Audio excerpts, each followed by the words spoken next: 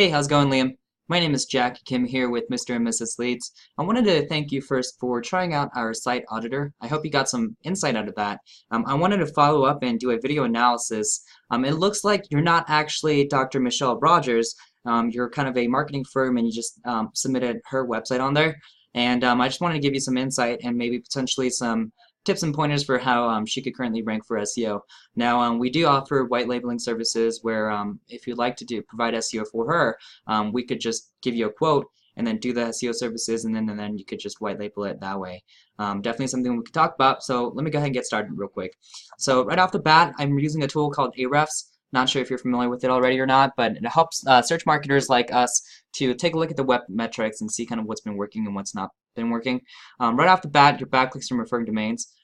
Right, so she's sitting at one referring domain on one backlink. We definitely want to make sure that she's closer to about 200-300 referring domains on about 3,000-4,000 backlinks, because that's going to show Google that there's a lot more authority on the website and a lot more relevancy on the website because she just has a more popular website and just more authoritative, right? And authority is a very important metric in determining Google's algorithm as of 2017. So we definitely want to make sure that we have a lot more referring domains and backlinks than she's at right now to show Google that how authoritative the website is. And then we want to make sure that we flesh out the website so you start ranking for more organic keywords, right?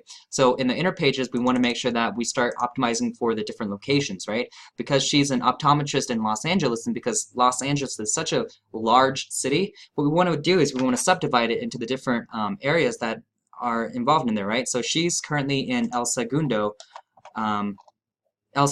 and Redondo Beach, right?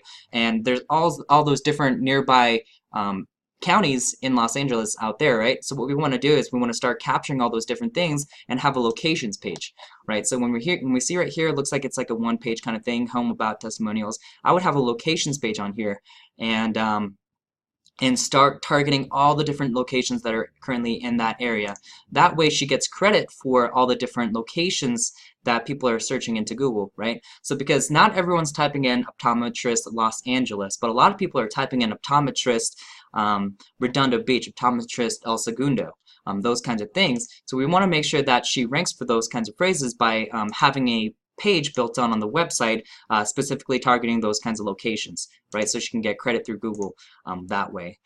So right here, this Keyword Explorer, you can see exactly what I was talking about earlier. You can see Redondo Beach Optometrist has a search volume of 30 per month.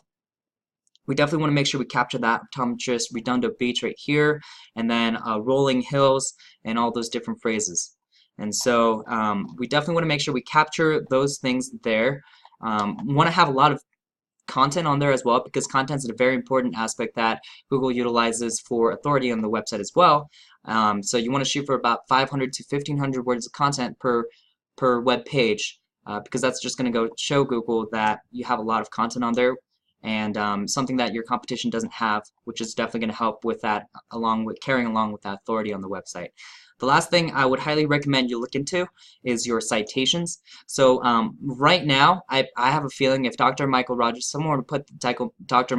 Michelle Rogers into Google, Google's going to have a hard time giving credit in terms of the locations page and Google Local for Redondo Beach and El Segundo, because her homepage has both locations on there, right? And we want to separate it so that Google knows that there's two separate locations. So we're actually looking into this exact same issue with a new client that we're working with, which is a car window tint company. They have 4 locations, and Google's having a hard time figuring out exactly where that business is currently located in, because it's got 4 locations, all of it's pointing to the home page. So then when someone types in that car window tint and location, sometimes it pulls up that location, sometimes it pulls up another location, sometimes it doesn't pull up anything at all.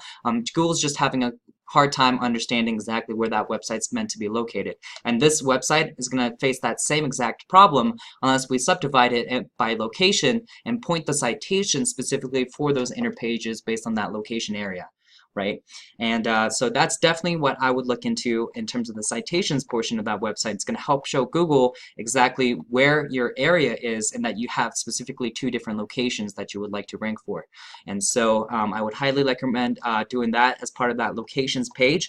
Just have more content on the home page, because everything's currently ranking in the home page, And this is good because it's talking about exactly who Dr. Rogers is, but we also want to mention exactly in the website, like things about more about optometry, right? What it means to have an optometrist, what it means to have a good optometrist, and all the various other keywords and related content that's related to optometry, because it's going to show Google that you have the relevant content that's required to show Google that you're an authority in that space.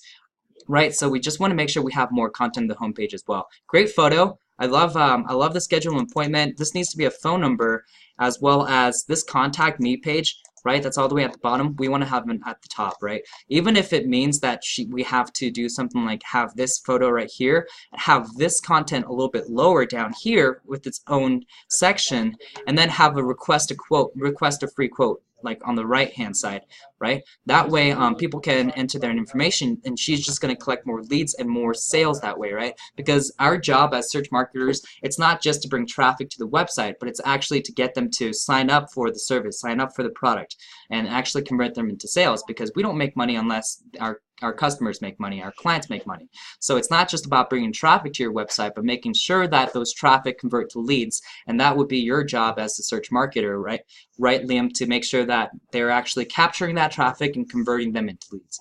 And that's the kind of thing that we would do here at Mr. and Mrs. Leads. Like I said, Liam, we do provide white labeling services. It just kind of depends on what your client's looking to do, what their marketing budget is, and where to go from there.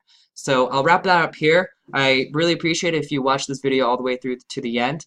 I'll attach my phone number on that email that I send out to you. That way, if you have any questions, you can either reach me back by that email or the phone number. That phone number is my direct cell phone. That way, you won't be filtered through any of our voicemails or anything like that. We can talk directly.